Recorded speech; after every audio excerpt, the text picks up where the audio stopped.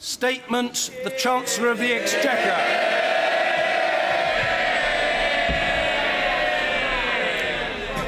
Mr. Speaker, 4 years ago, in the first autumn statement of this Parliament, I presented the accounts of an economy in crisis.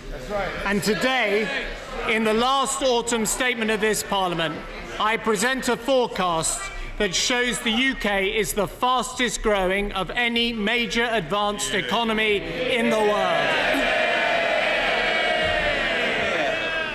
Back then, Britain was on the brink. And today, against a difficult global backdrop, I can report higher growth, lower unemployment, falling inflation, and a deficit that is falling to, today, a deficit that is half what we inherited. Mr. Speaker, our long-term economic plan is working. And now Britain faces a choice. Do we squander the economic security we have gained, go back to the disastrous decisions on spending and borrowing and welfare that got us into this mess, or do we finish the job and go on building the secure economy that works for everyone? I say we stay the course, we stay on course to prosperity. Today, we do not shy away from the problems that remain unresolved in the British economy. While the deficit is falling, it remains too high. So the measures I announced today are not a net giveaway, but actually tighten the public finances a little. I could have eased up on our determination to deal with our debts. I have not. And while business investment is rising strongly, we know there is still much more to do on productivity. So today we boost our skills, our exports, our science and our infrastructure. While employment is at a record high, we must never give up on the task of finding work for all young people. So today we move further towards full employment by supporting the businesses that create jobs and apprenticeships. For decades, our economy has been too unbalanced, so we do more now to build the Northern powerhouse. And today we back aspiration, the aspiration to save, to work, and to own your own home. It is in stark contrast to those who would hit people's pensions and jobs and homes with higher taxes, and that is an approach we entirely reject. Instead, we support people who want to work hard and get on, and it's for their sakes that we resolve to stay on course to prosperity. Now, Mr. Speaker, I turn to the report from the Office for Budget Responsibility. And let me again thank Robert Choate and his team for their hard work and for restoring integrity and independence to our country's economic forecasts. Since the budget, new international statistical standards have changed the assessment of the British economy in recent years. We now know that, contrary to claims at the time, there was no recession in this Parliament, no double dip. Indeed, the only recession was the Great Recession under the last Labour government. We also know that the economy has grown faster than previously reported, up more than 8% over this Parliament. That's the third fastest of any major advanced economy since 2010. And we know too that growth has been more balanced. We were told that business investment had risen by 4% over this Parliament. In fact, it has risen by 27%. Now, that's what we know about the recent past. Let's turn to the future. The warning lights are flashing over the global economy. Japan is in recession. The Eurozone is stagnating. And the geopolitical risks are rising. So I can tell the House that the OBR have revised down their forecast for global growth this year and in every year. And they note that the slowdown is particularly acute in our main export markets, such as Europe, where growth is a full 1% lower this year than previously forecast. It makes it even more imperative that we connect British firms to the faster growing emerging economies of Africa, Asia and South America, And today I'm providing a £45 million package to do that and to provide new support to first-time exporters. As one of the most open trading economies in the world, with a large financial sector, Britain cannot be immune to the risks in the global economy. But nor are we powerless, provided we go on working through our plan to put our own house in order. And that brings me to today's forecast. In the budget, I reported that the OBR had revised up their forecast for growth this year. A year ago, we expected GDP to grow by 2.4%. In March, we expected 2.7%. Today, the British economy is forecast to grow by 3%. Over the last year, we have grown 2.5 times faster than Germany, over 3 times faster than the Eurozone, and over 7 times faster than France. And I think we can safely reject the advice of those in this House who told us on the steps of the Élysée Palace that we should be doing to Britain what has been done to France.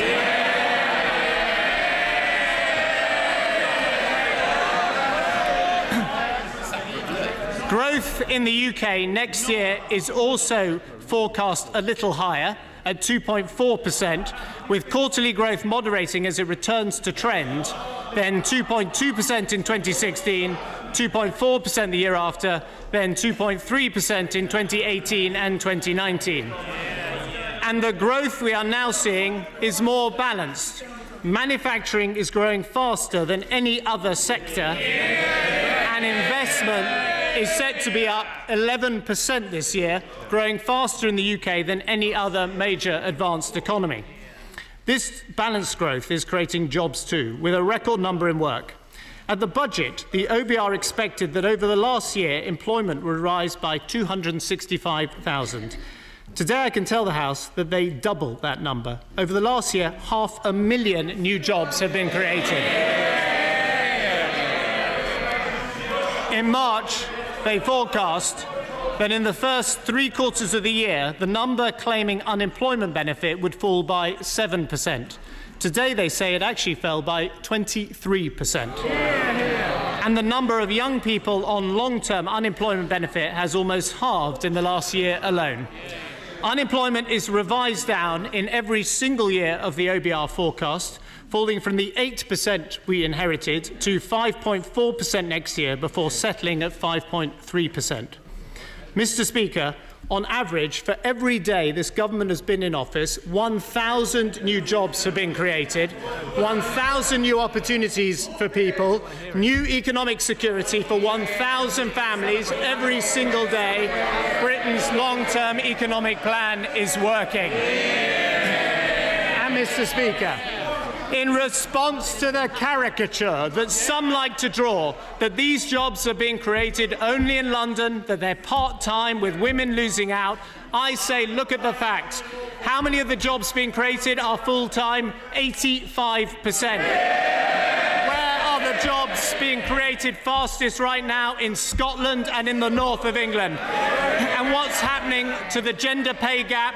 It's just fallen to its lowest level in the entire history of this country. That is progressive politics in action. Mr. Speaker, regular earnings growth is now faster than inflation. For those in full-time work for over a year, earnings grew 4% over the last year.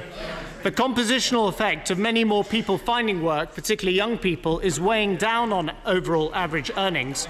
But the OBR today predict that meaningful real wage growth will pick up through next year and grow above inflation for the next 5 years. Indeed, I can tell the House that GDP per capita has grown faster on average in this Parliament than over the last 2 parliaments combined. Living standards are also supported by our robust monetary policy arrangements with the Bank of England. Today, there is welcome news that the OBR have significantly revised down their forecast for inflation. It is expected to be down to 1.5% this year, 1.2% next year, and 1.7% the year after, before it returns to target. So we have lower inflation, lower unemployment, and higher growth. Yeah. Mr. Speaker, that brings me to the forecast for debt and deficit. Now, there are those in this House who've been predicting from that dispatch box in recent weeks that I would have to announce today that the deficit was rising and the borrowing this year would be higher than last year. We discovered today, I'm afraid, not for the first time, that their predictions are wrong. The deficit is falling this year and every year. And not only that, but in the final 4 years of the forecast, borrowing is actually lower than predicted in the budget. The Office for National Statistics have made revisions to the way the national accounts are measured. And Mr. Speaker, one of the advantages of having created an independent OBR is that they've ensured the figures that are presented today are comparable on a like-for-like basis with the forecast that was made in the budget. And on this revised basis, the forecast of the budget would have shown borrowing falling from the 150 billion we inherited to 99.3 billion last year, 86.4 billion this year, 68.3 billion next year, then 41.5 billion, 15.8 billion, and then a small surplus of 3.7 billion in 2018-19. Now that's the budget forecast. Today's forecast shows borrowing falling from 97.5 billion last year to 91.3 billion this year, then 75.9 billion next year, then 40.9 billion, 14.5 billion, and then a surplus of 4 billion in 2018-19. So borrowing falls every year. It falls slightly less than expected in the first 2 years, then falls slightly more than expected in the 4 years after that. So we end in a marginally stronger position than expected at the budget, and I can tell the House that by 2019-20, Britain is now predicted to have a Order, there is now excessive noise in the chamber. The Chancellor shouldn't have to shout in order to make himself heard, and to some degree he's having to do so at the moment, and that's not right. So please, the House knows the track record. I facilitate the fullest possible questioning of the Chancellor, always have done, always will do. But colleagues, please, must give the Chancellor his head. The Chancellor of the Exchequer. Yeah. I can tell the House that by 2019-20, Britain is now predicted to have a surplus of £23 billion. Out of the red and into the black, for the first time in a generation, a country that inspires confidence around the world because it seeks to live within its means.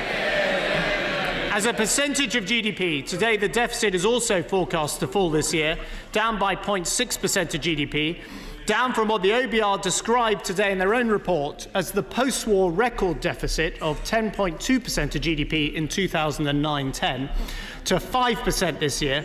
The deficit is no longer down by a third, but now cut in half. Now, it is still too high, but with our plan, it falls again to 4% next year, then 2.1%, then 0.7% before we move into surpluses of 0.2% and 1% of GDP. The structural deficit also falls and moves into surplus at the same pace over the next 5 years as forecast at the budget. We continue to meet the debt mandate a year late and the fiscal mandate 2 years early, again because of the statistical revisions and the reclassification of Network Rail, given that the side opposite tried to put it off balance sheet. The OBR have given us a like-for-like comparison on debt as a share of GDP. On the new basis, it is 80.4% this year. Next year, it peaks at 81.1%, 0.5% lower than previously forecast at the budget. And it then is lower in every subsequent year at 80.7% in 2016-17, 78.8% the year after, then 76.2%, again before reaching 72.8% in 2019-20. Again, this is less than was forecast at the budget. So, Mr. Speaker, borrowing is falling. The deficit is down this year to half that we inherited. Debt is falling in the same year predicted and lower in every year thereafter. A surplus that is higher and by the end of the period worth £23 billion, Britain back living within its means, our long-term economic plan on course. Now, Mr. Speaker, the House will want to know why the public finance numbers are much better than some were predicting, even though tax receipts have deteriorated. And the answer is, you cannot look at taxes alone. You have to look at spending too. As has been widely reported, tax receipts have not been rising as quickly as the OBR had previously predicted. By 2017-18, the OBR now forecasts revenues will be £23 billion lower.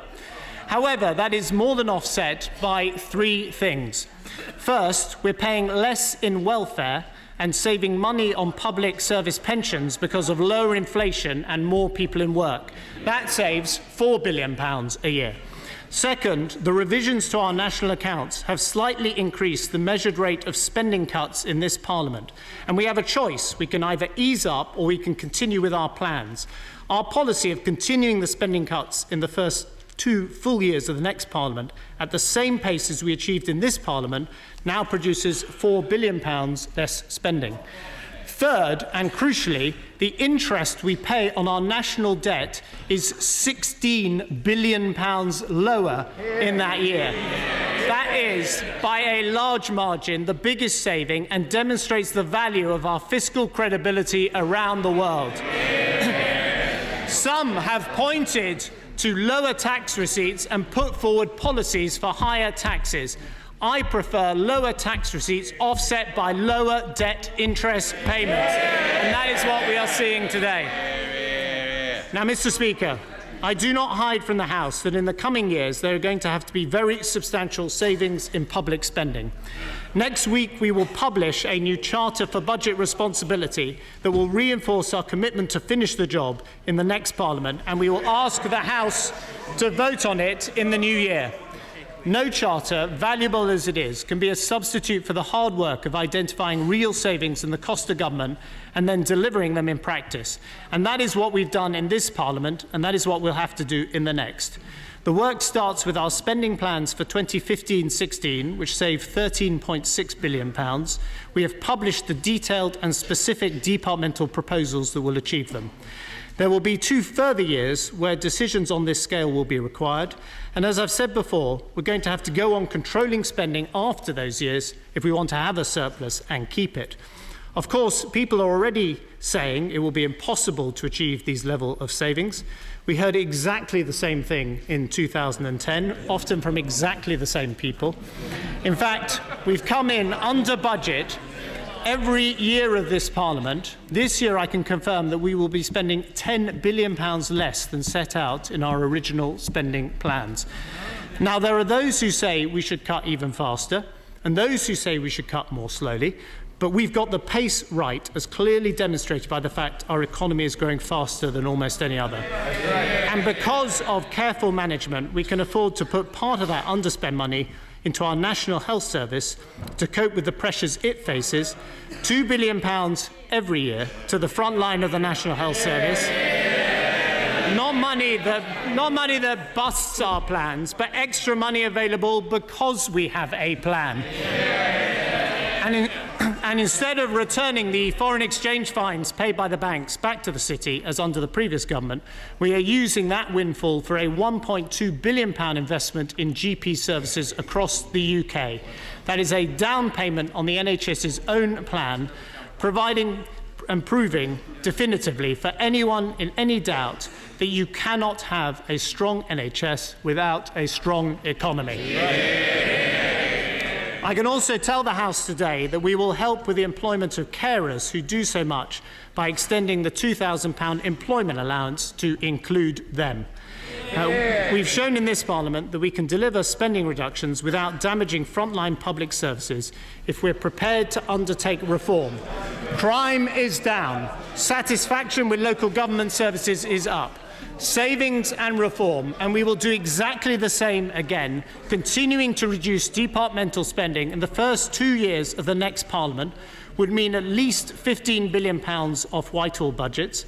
Our control of public sector pay these past 4 years has delivered £12 billion of savings. By continuing to restrain public sector pay, we expect to deliver commensurate savings in the next Parliament until we have dealt with the deficit. Today, I confirm we are committing to complete the public service pension reforms proposed by Lord Hutton, bringing total savings of £1.3 billion a year. Administration costs in Whitehall are already down 40% over this Parliament. Today, my right honourable friend, the Minister for the Cabinet Office, is publishing a plan for a further £10 billion of efficiencies. And I'm also confident that in the next Parliament, we can continue to crack down on tax avoidance, evasion and aggressive tax planning. Doing so at the same rate as in this Parliament would raise at least another £5 billion. And today, I commit to deliver that. And then there's the new welfare cap we've introduced to control the 1/6 of public spending that was subject to absolutely no control at all. The OBR Today report that the government is on track to meet the welfare cap commitment. Today, we undertake further steps to control benefit spending by freezing universal credit work allowances for a further year, cutting tax credits when overpayments are certain, and ending unemployment benefits for migrants with no prospect of work. Total welfare spending is now set to be £1 billion a year lower than forecast of the budget and will go on falling as a share of our GDP. And as I've made clear, I believe we need to freeze working age benefits for 2 years, saving billions more. Now, decisions to control public spending are never easy, but the impact on people's lives when economic stability is lost is far, far greater. And I've always believed we should be straight about what's required to restore stability and what's required to stay on course. Now, Mr. Speaker, our task is made easier by the deal we secured for this country when we got the European Union budget cut. Some people claim that our payments to the European Union would go up this year. Instead, I can confirm that the OBR's forecast today shows Britain net payments to the EU falling by around £1 billion for this year and the next year, and falling in real terms over the next 5 years. That is the dividend we receive thanks to a Prime Minister who fights hard for our national financial interest in Brussels. Mr. Speaker, another bill that has gone down is the cost of our overseas military operations. The end of our operations in Afghanistan allow us to save an additional £200 million this year from the Special Military Reserve. I join with the rest of the House in saluting the brave men and women of our armed services who for more than a decade have risked their lives for our security in Iraq and in Afghanistan. And of course, even as we speak, they are tackling the horrific Ebola virus in West Africa, a fight that reminds us all of the value of Britain's commitment to 0.7% in development aid. And today, I am extending our inheritance tax exemption to cover our aid workers who lose their lives in dealing with humanitarian emergencies. LIBOR fines will continue to support our military and emergency service charities with support for our armed services benevolent charities, the Gurkhas, and £10 million for veterans with hearing problems. We'll make sure the First World War continues to be properly commemorated. And this morning I announced we will repay our entire outstanding national debt incurred to fight the First World War.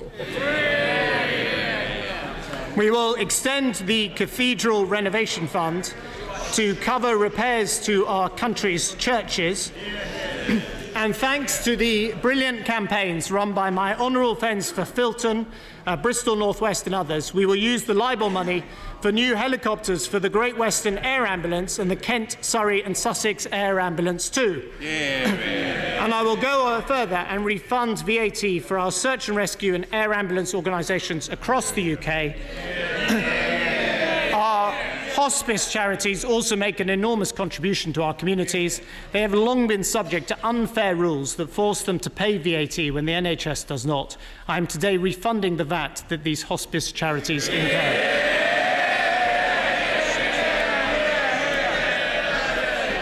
Mr. Speaker, I turn now from those who have paid too much tax to some of those who have paid too little.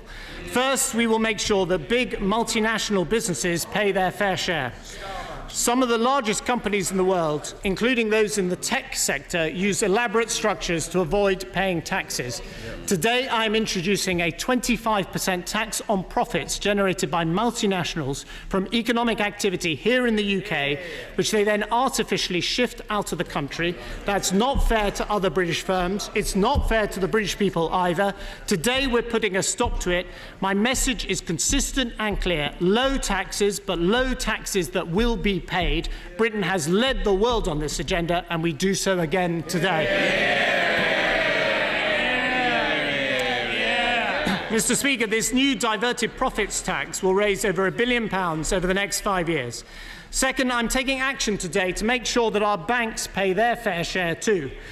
Under the rules we inherited, banks can offset all their losses from the financial crisis against tax on profits for years to come. Some banks wouldn't be paying tax for 15 or 20 years. That's totally unacceptable. The banks got public support in the crisis, and they should now support the public in the recovery. I am today limiting the amount of profit in established banks that can be offset by losses carried forward to 50% and delaying relief on bad debts. Together, that means banks will contribute almost £4 billion more in tax over the next 5 years. We will also put in place internationally recognised measures on hybrids and reporting of tax by country. That's multinationals and banks paying their fair share. So should people aggressively trying to avoid their tax. That's the third step. I'm taking measures to prevent the disguising of fee income by investment managers, the avoidance of tax through special purpose share schemes, miscellaneous losses and payments of benefits in lieu of salary, the avoidance of stamp duty on takeovers, and unfair benefits for the transfer of some intangible assets on incorporation. These measures and others set out in the document raise £2.8 billion. We're also consulting on other measures, including the use of so-called umbrella companies to deprive people of basic employment rights, like the minimum wage, and as a result, avoid tax.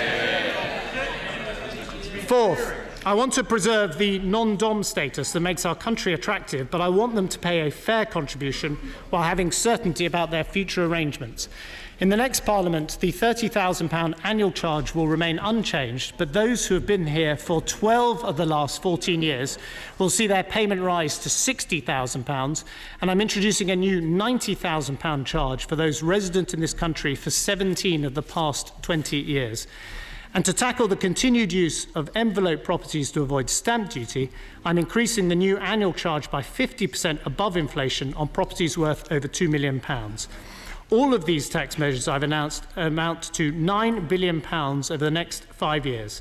And the distributional analysis the Treasury publishes today shows that the decisions across this Parliament mean that the rich are making the biggest contribution to deficit reduction. In fact, the net contribution of the richest 20% will be larger than the remaining 80% put together, proving that we are all in this together. Mr. Speaker, we will make further reductions in government spending and welfare, and we'll make sure taxes are paid. But ultimately, our future living standards depend on Britain earning its way in the world. So we must increase our productivity. And today we take steps to back business, support science, and invest in infrastructure. This government has succeeded in making Britain the most entrepreneurial economy in Europe. And today we want to go further. To make sure our growing smaller businesses have access to credit, we will expand the British Business Bank and act to encourage peer-to-peer lending. And with the Governor of the Bank of England, I am extending the funding for lending scheme by a further year and focusing exclusively on smaller firms. We'll strengthen entrepreneurs' relief and the social investment tax relief.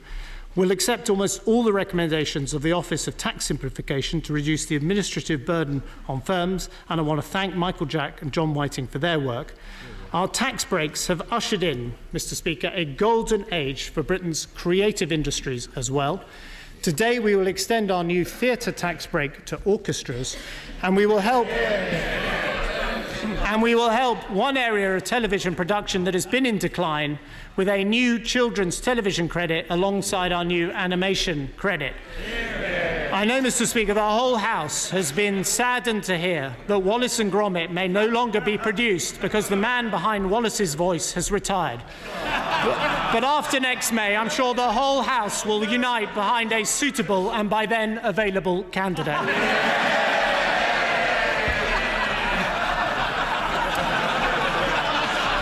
Mr. Speaker.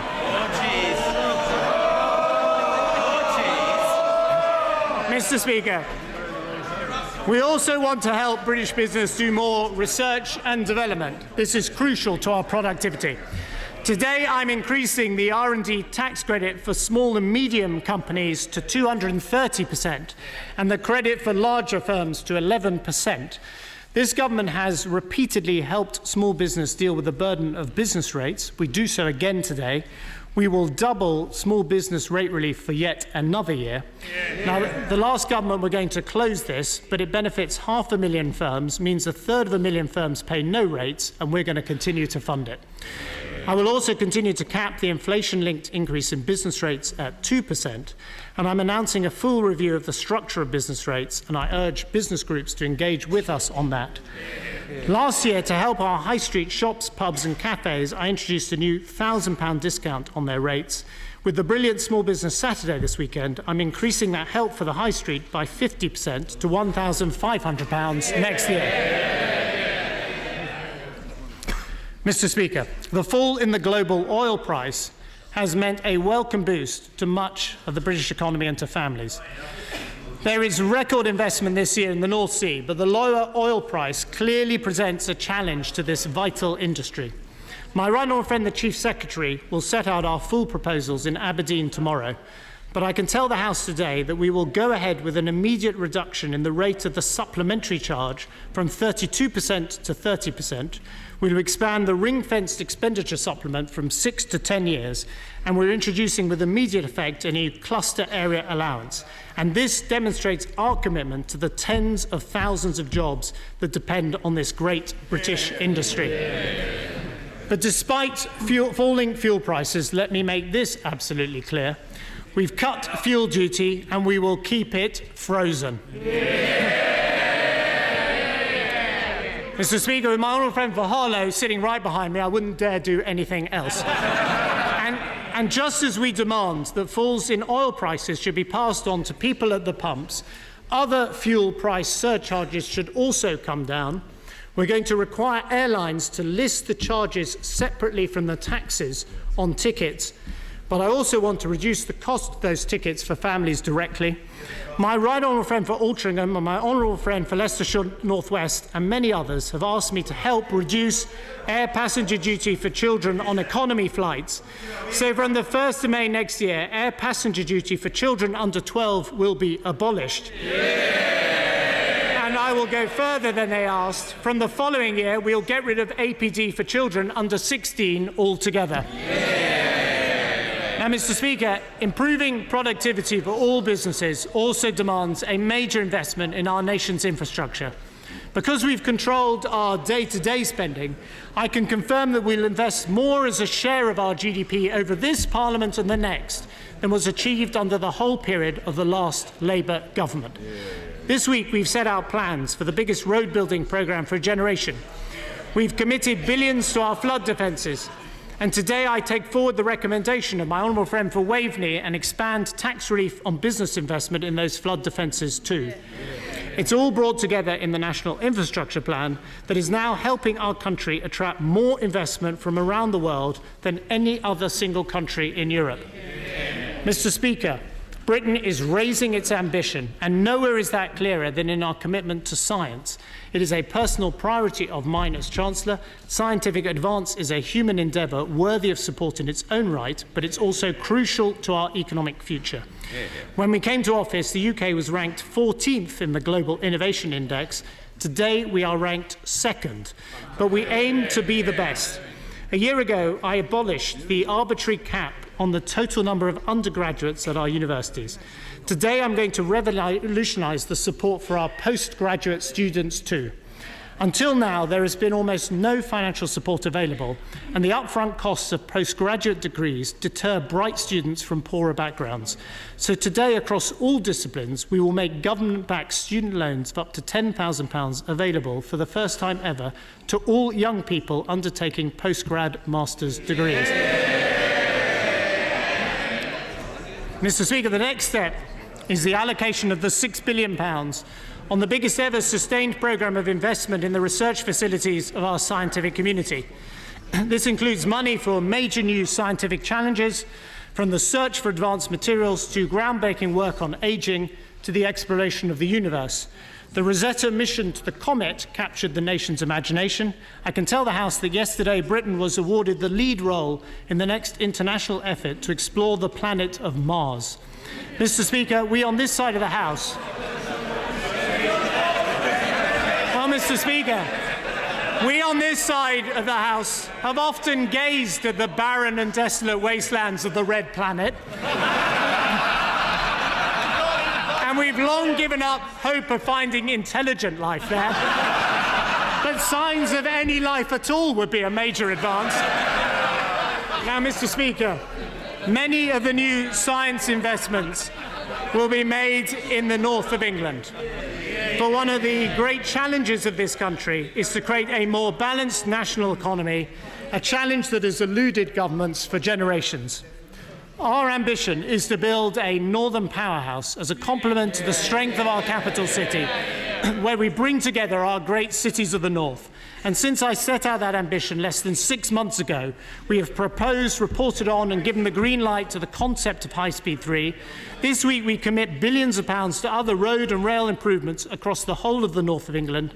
I can today confirm that we will tender for new franchises for the Northern Rail and Transpennine Express, replacing the ancient and unpopular Pacer carriages with new and modern trains. When I set out the ingredients of a northern powerhouse, I promised to address this. Today I deliver. And a few months ago, there were no proposals for major scientific institutions in the north of England. Today we commit a massive £250 million investment in a new Sir Henry Royce Institute for Advanced Material Science in Manchester, with branches in Leeds, Liverpool and Sheffield, and we back the brilliant work on ageing being conducted at Newcastle University and big data computing at Hartree. We're also committing to the industry of the north with investment in new high-value manufacturing research. We're supporting new academy schools there too, and we're announcing a new sovereign wealth fund for the north of England so that shale gas resources of the north are used to invest in the future of the north. The cultural life of the north will get a boost too, including a major new theatre space in Manchester. Manchester City Council proposed to call it the Factory Manchester, and anyone who's a child of the 80s will think that's a great idea. And Mr. Speaker, 6 months ago, people would have said it was completely impossible to get the 10 local authorities of Greater Manchester to come together with the government to agree a major devolution of power to the city and the creation of a new directly elected mayor. We've delivered in Manchester, and my door is open to other cities who want to follow their cross-party lead. I said I'd put the Northern Powerhouse at the heart of this autumn statement, and with billions of investment in science, transport and new civic power in our great northern cities, that is exactly what we have done this week. We show today what can be achieved if you have the determination and ambition to deliver a truly national recovery. Mr. Speaker, we will also respect and fully implement the devolution settlements across the nations of our United Kingdom. Today I announced that we recognise the strongly held arguments for devolving corporation tax setting powers to Northern Ireland.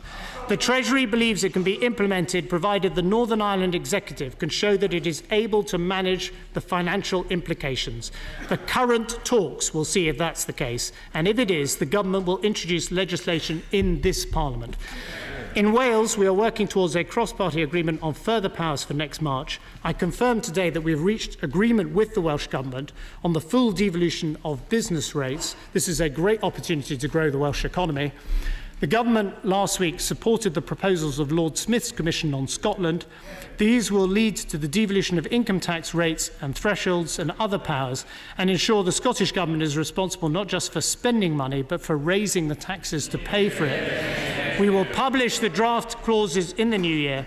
The sheer scale of devolution to Scotland now makes the case for English votes for English laws unanswerable.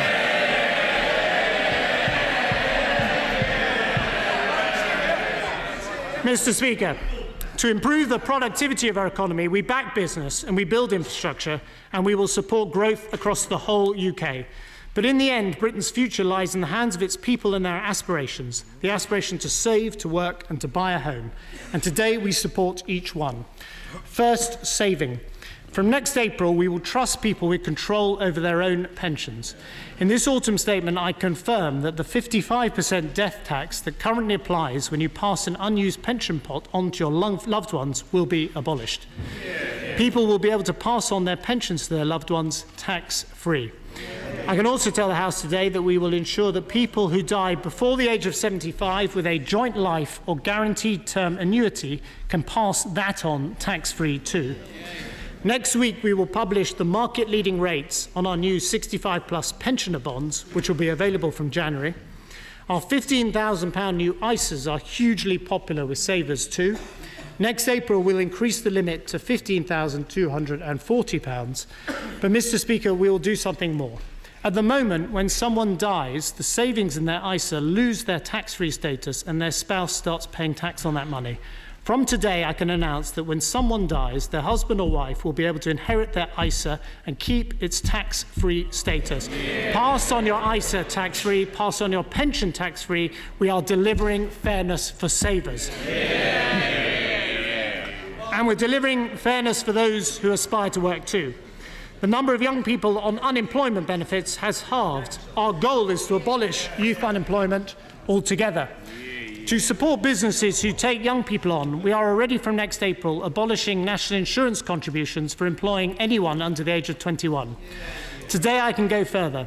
Under this government, almost 2 million people have taken up an apprenticeship, and the Prime Minister has set this country an ambition of 3 million apprentices in the next Parliament. So we back the business to employ apprentices, especially young apprentices under the age of 25. At the moment, we charge national insurance on businesses who employ apprentices. Today, I can announce that the jobs tax on young apprentices will be abolished altogether. When a business is giving a young person a chance in life, we're going to support them, not tax them. Mr. Speaker, we also back people of all ages in work, and that is why this government has raised the tax-free personal allowance to £10,000. Next year, the tax-free personal allowance, which was set to rise to £10,500, will rise instead to £10,600. So that's a total wage boost for working people of £825 a year. It means 3.5 million of the lowest paid will now be taken out of tax altogether, because we on this side of the House don't sneer at people who want to work hard and get on.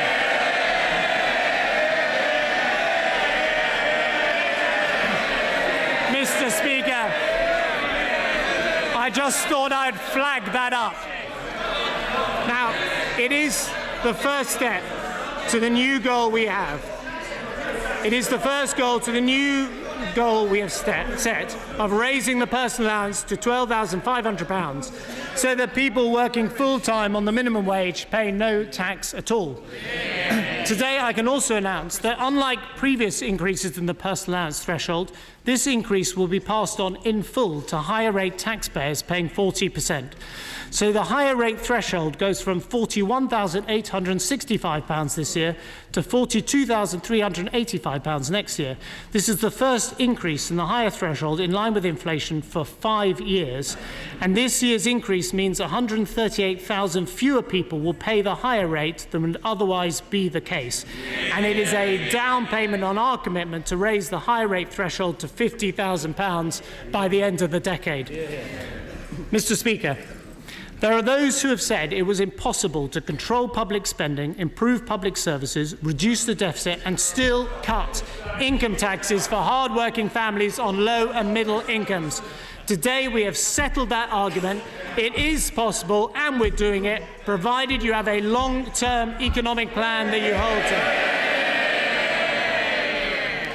Mr. Speaker, I turn to my final measure. As well as the aspiration to work and to save, there is the aspiration to own your own home. Today, I am announcing a complete reform of a tax that has been described as one of our worst designed and most damaging taxes of all. Stamp duty is charged at a single slab rate on the whole purchase price of a home. It means big jumps in tax when house values tip into a new band. The distortions can be particularly damaging at the lower end. If you buy a property worth £250,000, you pay £2,500 in tax. Buy a house worth just £1 more, and you pay over £7,500. That is 3 times as much. And in recent years, the burden of stamp duty has increased on low and middle income families trying to buy a new home as prices have risen. This makes it even more difficult to get together the cash deposits that buyers need. It's time we fundamentally change this badly designed tax on aspiration. So I am today abolishing the residential slab system altogether. In future, each rate will only apply to the part of the property price that falls within that band, like income tax. And here are the new marginal rates.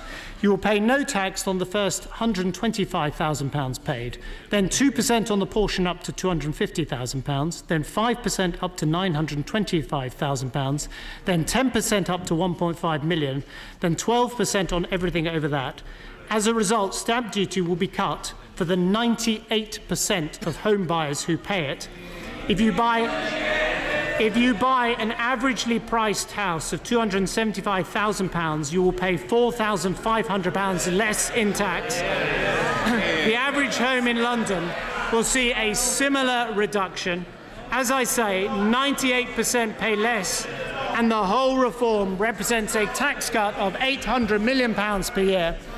Only homes that cost just over £937,000 will see their stamp duty bill go up under this system, gradually to start with, rising to more substantial sums for the most expensive homes. A £5 million house will see its stamp duty rise from £350,000 to £514,000. But of course, this is a charge that is only paid once when the property is bought. I can tell the House that these changes to stamp duty become effective from midnight tonight. Anyone who has exchanged contracts but not completed by midnight will be able to choose whether to pay under the old system or the new, so no one in the middle of moving house will lose out. The changes will apply in Scotland until the Scottish Government's new regime comes into effect next April. At the end of this statement, I will move a motion to introduce this. There will be a debate tomorrow and legislation will follow. Mr. Speaker, there has been a debate in this country about taxing houses. The system I introduce today replaces a badly designed system that has distorted our housing market for decades. It reduces stamp taxes for 98% of people who pay them in this country. It increases the taxes on the most expensive 2% of homes, but only asks people to pay that tax when they buy the house and they have the money. And it does not involve a revaluation of hundreds of thousands of homes in this country. Today, I'm cutting stamp duty for millions of home buyers in this country, 98% better off. It is a fair, workable, lasting reform to the taxation of housing, and it is in stark contrast to the shambles of an anti-aspirational, unworkable homes tax that the party opposite want to impose.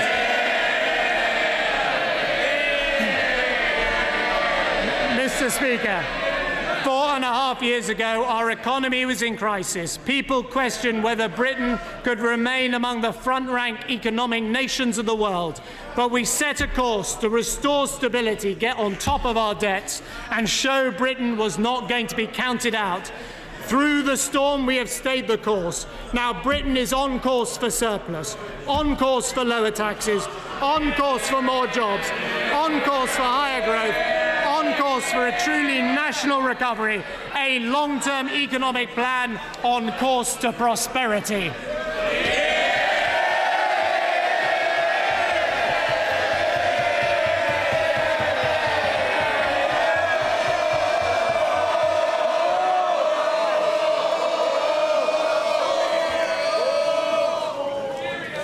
Order.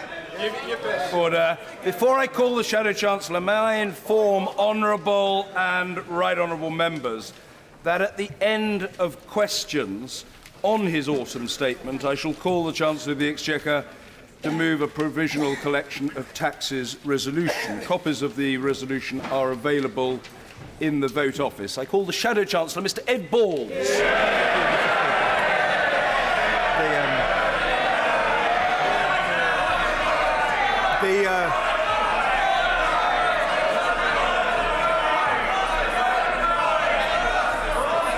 The House has not yet seen the detailed... Order! Order! Order! Order!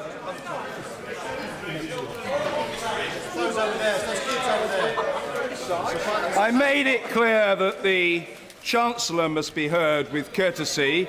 The same goes for the Shadow Chancellor. Yes, order, Mr. Robertson, I'm grateful to you for your intended helpful gesticulation. I'm well aware of the old ruse of people sitting below the gangway where they think I can't see them and yelling their heads off either on their own initiative or because they're rather stupidly following instructions. Either way, it doesn't work. It doesn't work. They should pipe down, and if they won't pipe down, very simply, 3 words, easily understood, leave the chamber. Mr. Ed Balls. Mr. Speaker, as I was saying, the House has not yet seen the detailed documents from the Treasury and the Office for Budget Responsibility tables. I'm sure they will arrive shortly. But I've listened carefully to the Chancellor's statement, and in order to establish the facts, I want to start by asking the Chancellor questions on issues that are vital to our country's future, on living standards and wages, on tax receipts and borrowing, on growth and immigration, and on taxation and the National Health Service. First, on living standards. Wages, I think these questions of living standards, wages and tax receipts are important, and I would advise honourable gentlemen to listen to the questions and then we'll hear the answers, Mr. Speaker. First, on living standards. Wages have not kept pace with prices for 52 of the last 53 months. Today's forecasts from the OBR confirm that wage growth is once again weaker than expected. Working people are now £1,600 a year worse off than they were in 2010. Someone in full-time work is now £2,000 a year worse off. Mr. Speaker, for working people, there is a cost of living crisis. And that squeeze on living standards is not only hitting family budgets, it's also led to a shortfall in tax revenues. The OBR confirms that stagnant wages and low-paid employment have hit revenues. This is what the OBR says. They say weaker than expected wage growth so far in 2014-15 is depressing PAYE and NICS receipts. So let me ask the Chancellor first of all, does he agree with the OBR's analysis? Can he tell us this year how much tax revenue has been lost because of stagnating wages and forced part-time employment? Mr. Speaker, the result of that shortfall in tax revenues is that once again, I believe the Chancellor has had to revise up his forecasts for government borrowing. The Chancellor has told the House today that the deficit for this fiscal year is now expected to be £91.3 billion. Order, Mr. Opperman. You're normally a well-behaved young boy. Try to be a good boy. If you can be a good boy, you can stay. If you can't restrain yourself, leave the chamber. Go and have a cup of tea, take a pill, whatever is necessary. Mr. Ed Balls. Mr. Speaker, I'm trying to establish the facts with the Chancellor on the deficit. The Chancellor has today told the House that the deficit for this fiscal year is now expected to be £91.3 billion. But he did not set out in detail how much worse things are since the budget. So in his answer, can he tell the House how much has borrowing this year been revised up compared to his budget forecast?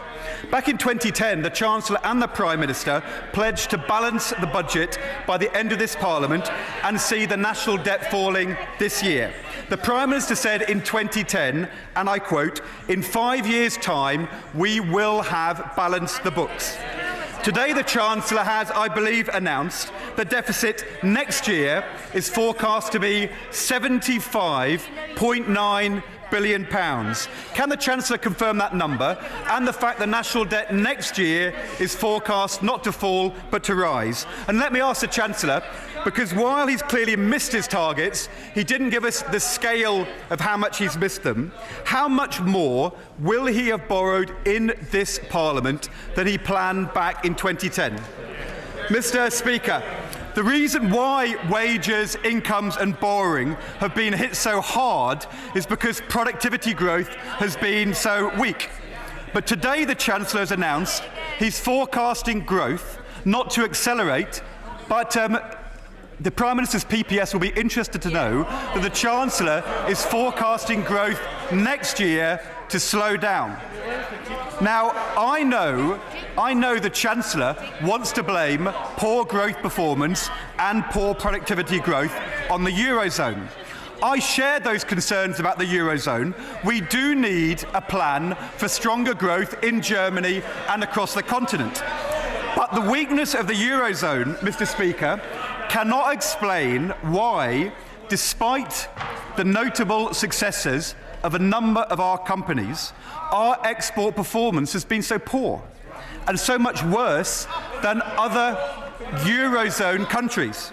Since 2010, our export performance has not only been 16th in the G20, in the EU, it's actually been 22 out of 28 countries. 3/4 of EU countries have done better than us. Business investment, which has also lagged behind our competitors, actually fell in the last quarter. Bank lending to small businesses is falling. The number of apprenticeships for young people, is actually falling this year. House building under this government is at its lowest level since the 20s. And on infrastructure, for all the Chancellor's preheated re-announcements, barely a fifth of projects are in construction, and since 2010, infrastructure output is actually down over 11%. Mr. Speaker, on business rates, on the R&D tax credit, on APD, we welcome the action the Chancellor's taken. We will support what he's proposed. We will support what the Chancellor has proposed on air passenger duty. But let me ask the Chancellor. Order! There is far too much noise in the chamber.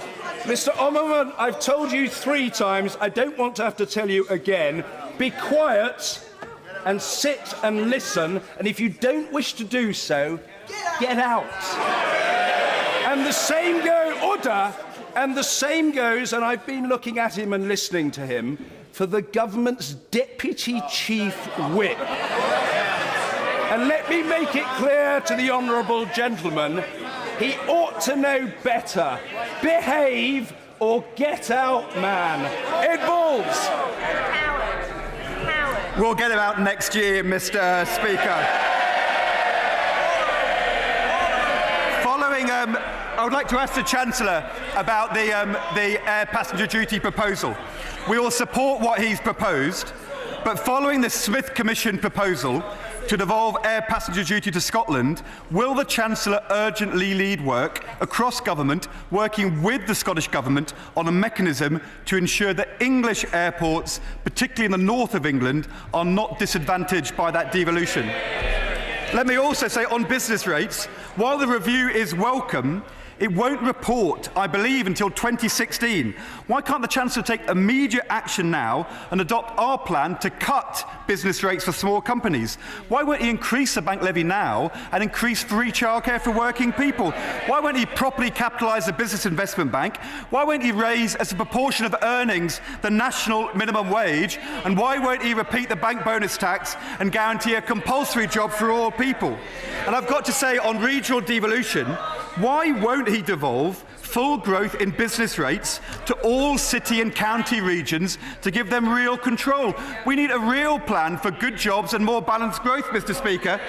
And on the subject of growth, The figures the Chancellor announced actually reveal that growth has been revised down in 2016 from 2.6 to 2.2, down in 2017 from 2.6 to 2.4, down in 2018 from 2.7 to 2.3.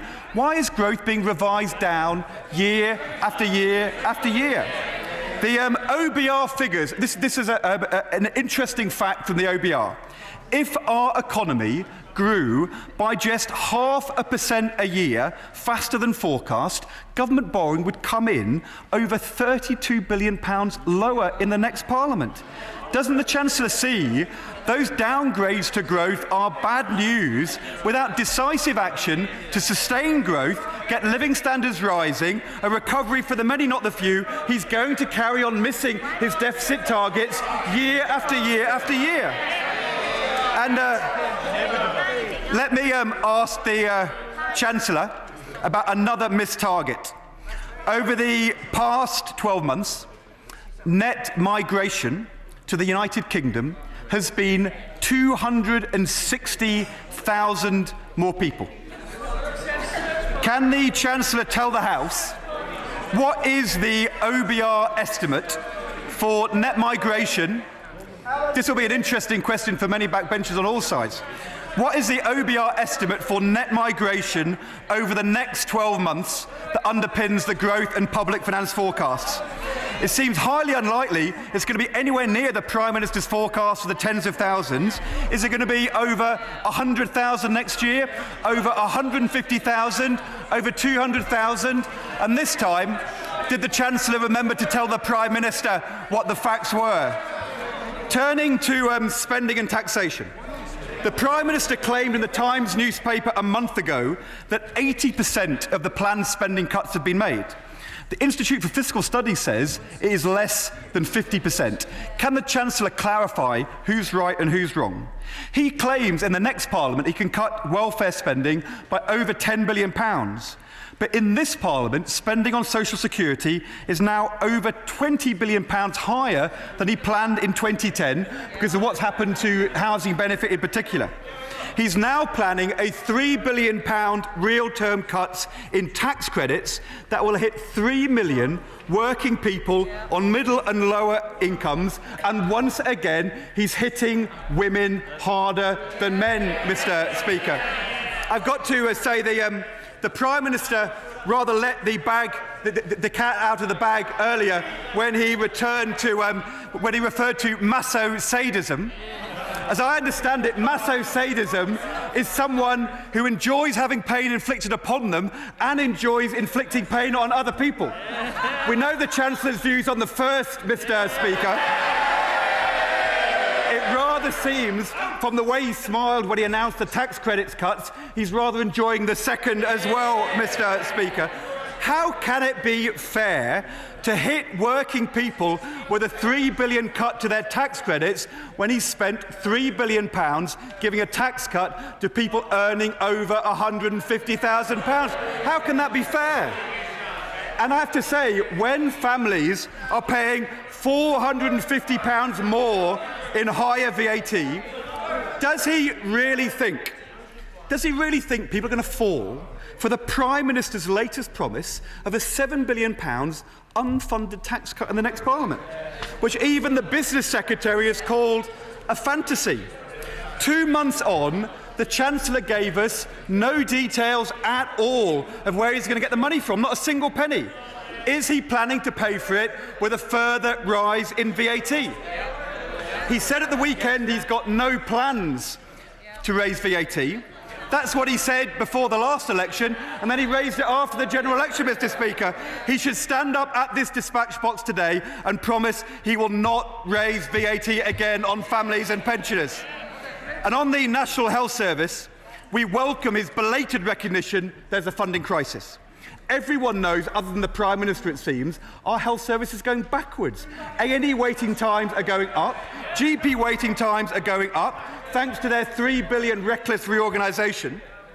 The Chancellor announced £2 billion, which he said was every year.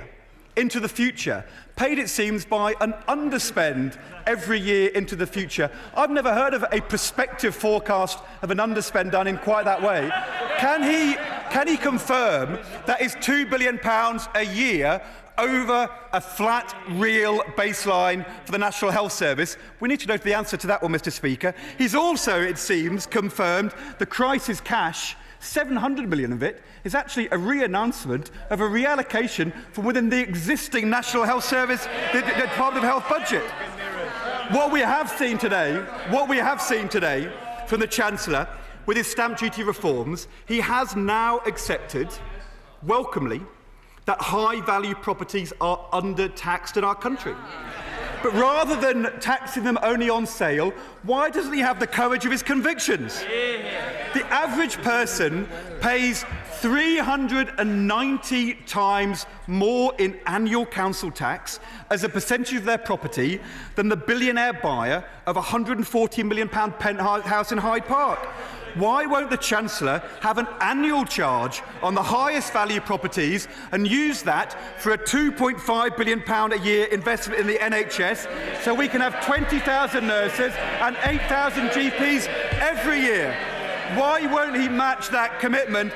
Our National Health Service deserves a proper funded long-term plan, not just more short-term sticking plaster, Mr. Speaker. And we then heard the Chancellor's diversionary stunt.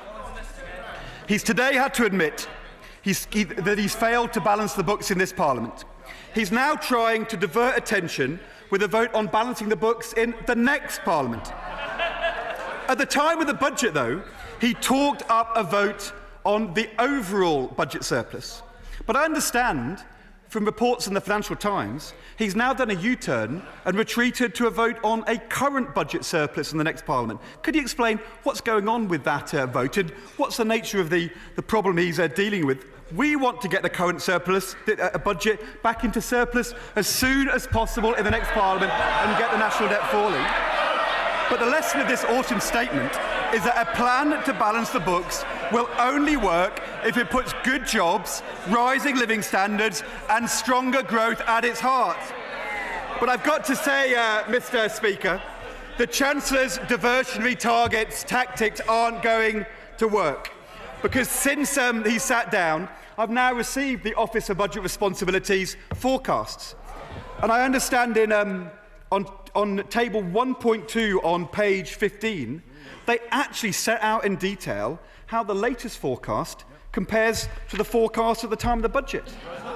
And it gives us the numbers which the Chancellor failed to tell us in his autumn statement. So, Mr. Speaker, I will give the country and the House the numbers the Chancellor failed to give us. Compared to his budget target, is here on page 15, table 1.2. Compared to his budget target, borrowing this year has not gone down. It's been revised up by £4.9 billion. They've revised up borrowing by £4.9 billion. Next year, it is being revised up by £7.6 billion. Over 2 years, he's revised up borrowing by £12.5 billion. And you know what, Mr. Speaker? The answer to my other question, which I didn't have when I started, this means the Chancellor will have borrowed in this Parliament £219 billion more than he planned in 2010. 219. It's all here in black and white, hard evidence from the Office of Budget Responsibility. The Chancellor's borrowing targets are all in tatters. We all know he's changed the way he styles his hair, but he can't brush away the facts, Mr. Speaker. People are worse off, and the fact is he has failed to balance the books in this Parliament. Got to say, for all his strutting, for all his preening, for all his claims to have fixed the economy, he promised to make people better off. Working people are worse off. He promised we were all of this together, then he cut taxes for millionaires. He promised to balance the books in this Parliament, and that commitment is now in tatters. Every target missed, every test failed, every promise broken. We need a recovery for the many, not just a few. We need to balance the books in a fair way. We need a long-term plan to save our NHS. That is the autumn statement we needed. It will take a Labour government to deliver it. Chancellor of the Exchequer. Well, Mr. Speaker, with that performance, we see why he's totally unfit in 6 months' time to be put in charge of the nation's finances. And we got an object lesson in how not to plan your autumn statement reply before you've actually heard the autumn statement. This is what he expected to hear, and we know it because he went around the TV studios these last few weeks predicting it. He said the deficit would go up this year. He said it last month, he said it last week, he said it on Sunday. I've got his quote here. The Chancellor is going to have to make an autumn statement where he's going to have to say the economy is weakening and the deficit is getting larger. I've just announced independent forecasts that show the economy is stronger and the deficit is falling and the debt is lower in every future year, and he got it completely wrong. And it is hardly surprising that his party has such low economic credibility when the Shadow Chancellor repeatedly makes predictions about the British economy that turn out to be completely wrong. No more boom and bust, he said. Wrong. A double-dip recession he predicted. Completely wrong.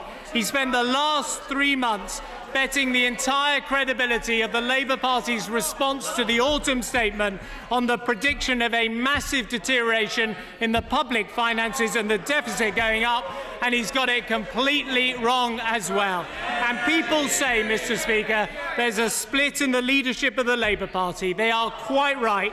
It's between people who get the deficit figures completely wrong and people who forget about the deficit altogether.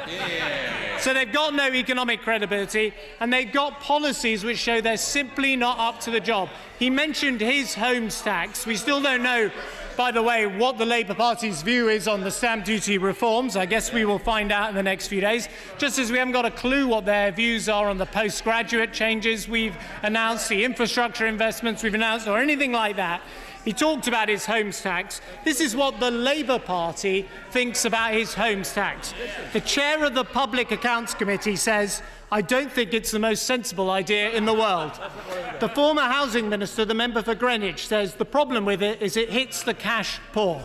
The member for Tottenham says it's a tax on London. And the right honourable member for Dulwich says, let's stop calling it a mansion tax. These are family homes. One of Labour's council group leaders summed it up best when they said it's completely bonkers. That's the housing policy, to put taxes on housing. He talks about our tax today and asks about our tax cut on apprentices. His jobs tax policy is to increase national insurance. He talks about pensions. His pensions policy is to tax pensions. Now, he asks me about savings in the public finances. He asked me a couple of questions, and I was hoping he was going to give me some suggestions of savings we can make in the public finances. So I've had to do a bit of research myself about what his party's policy actually is. They've conducted what's called a zero-based review for the last year, and these are the two surplus assets they've identified that the government should sell. The first is the QE2 Conference Centre. The Shadow Chancellor first proposed selling that in 2001 and seems to have forgotten the fact it's the only bit of government that actually pays us an income at the moment. And the other thing, I kid you not, it's in the Labour Party document, the other thing they found to pay down the national debt is a restaurant in St James's Park, estimated to be worth £6.7 million. That is 0.005% of the national debt. So their national economic policy is quite literally out to lunch.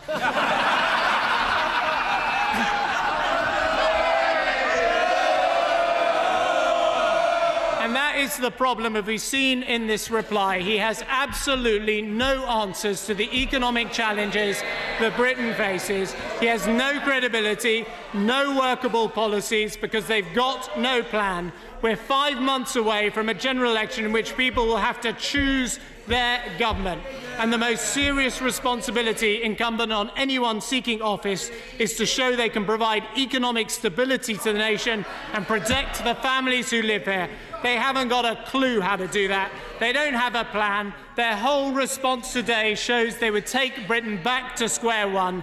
Britain has pulled itself out of the economic crisis that he created, and we're not going to let him take us back there.